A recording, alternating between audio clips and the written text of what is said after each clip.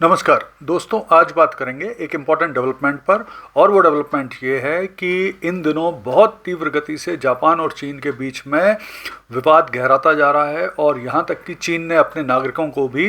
Japan की यात्रा न करने की सलाह दी है। तो इनके बीच में विवाद का क्या कारण है, इसका क्या परिणाम हो सकता है पूरे विश्व को, और इस क्षेत्र में क्या खतरे उत्पन्न हो सकते हैं, आइए विश्लेषण करते हैं इस वीडियो में। तो देखिए, हाल में ही जापान की जो नई प्रधानमंत्री हैं सनो तकाई जी, उन्होंने एक बयान दिया और उन्होंने कहा था कि अगर चीन ने ताइवान पर अटैक किया तो वो ताइवान की रक्षा के लिए आएंगे और अपनी सेना भी ताइवान की रक्षा के लिए भेजेंगे। साथ में उन्होंने कलेक्टिव सेल्फ डिफेंस नीति का भी वर्णन किया और उन्होंने कहा कि जापान अपनी कलेक्टिव सेल्फ डिफेंस नीति के अंतर्गत ताइवान की रक्षा के लिए जाएगी। ये सेल्फ डिफेंस नीति ये है कि सेकेंड वर्ल्ड वॉर के बाद पहले तो जापान ने अपने संविधान में सेल्फ डिफेंस का क्लॉज रखा था, लेकिन 2015 के बाद उन्होंने सेल्फ डिफेंस को बदल कर कलेक्टिव सेल्फ डिफेंस नीति में बदल दिया। यानी अगर उनके कोई मित्र देश या उनके सहयोगी साझेदार देश पर अटैक होता है तो वो उनकी मदद के लिए, सहयोग के लिए अपनी सेना भेज सकते हैं। तो ये हुआ और इसके जवाब में चाइना में बहुत ज़्यादा रोष हुआ, बहुत ज़्यादा गुस्सा हुआ और चाइना सरकार ने अपने जवाब में बोला कि जापान ये बहुत ही खतरनाक और गलत बात कर रहा है, गलत कर रहा है और इसके परिणाम स्वरूप अगर जापान चीन का युद्ध हुआ तो चीन जापान को बुरी तरह से हरा देगा, मतलब बुरी तरह से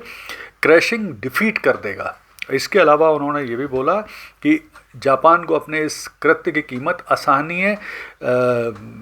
नुकसान के साथ उठानी पड़ेगी। साथ में चीन ने अपने नागरिकों को जापान यात्रा के ट्रैवल एडवाइजरी जारी करी कि वहाँ की यात्रा ना करें। तो इस तरह के किए गए और इसके जवाब में जापान के भी जो सोशल मीडिया में चाइना के खिलाफ बहुत सारी बातें लिखी जा रही हैं, बोली जा रही हैं और यहाँ तक कि जो 1989 का थिएनमेन स्क्वायर नरसंहार हुआ था उसको लेकर भी बहुत सारी बातें जापानी सोशल मीडिया में पोस्ट की जा रही हैं। तो इस तरह से दोनों देश के बीच में जो टेंशन है बहुत हाई होता जा रहा है और पूरी संभावना बन रही है कि भविष्य में इन दोनों देशों के बीच में कोई छोटा मोटा क्लैश जो आगे बढ़कर युद्ध में तब्दील हो सकता है। तो अब यहाँ पर ये समझना भी आवश्यक है कि आखिर ऐतिहासिक रूप से चीन जापान के बीच में क्या विवाद है। तो देखिए, ऐतिहासिक रूप से वर्ष 1894-95 में जब प्रथम चाइना जापान युद्ध हुआ था तो उस समय जापान ने चाइना को बुरी तरह से हरा दिया था। चाइना के कुछ क्षेत्र, ताइवान और कोरिया के अधिकांश क्षेत्र पर कब्जा कर लिया था और बहुत सारे अत्याचार किए थे, लाखों लोगों को मार दिया था और विशेष तौर पर जो जिस तरह के अत्याचार किए गए थे उनको लेकर चीन में एक राष्ट्रीय वो अपमान की भावना मौजूद है। इसी तरह से जब सेकेंड वर्ल्ड वॉर हुआ 1937 से लेकर 45 तक, तब भी जापान ने चाइना के बहुत सारे हिस्से पर कब्जा कर लिया और बहुत सारे लोगों को, लाखों लोगों को मार दिया, बहुत अत्याचार किए। तो इस बात को लेकर चीनी लोगों के अंदर जापानियों के प्रति एक नेचुरल सी घृणा और गुस्से और रोष का भाव रहता है।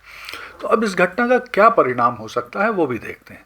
तो देखिए, आने वाले समय में जापान और चीन के बीच में एक विवादास्पद द्वीप है सेनकाकू आइलैंड, उसको लेकर दोनों देशों ने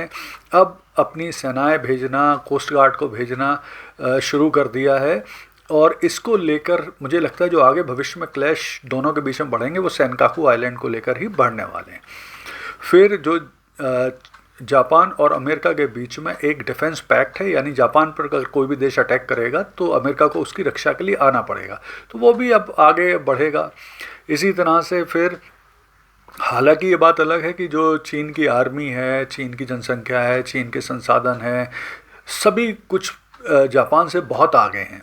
तो जापान को निश्चित तौर पर आसान नहीं है चीन के साथ युद्ध लड़ना या उसे पार पाना, तो उसे बहुत सारे सहयोगों की ज़रूरत निश्चित तौर पर पड़ने वाली है।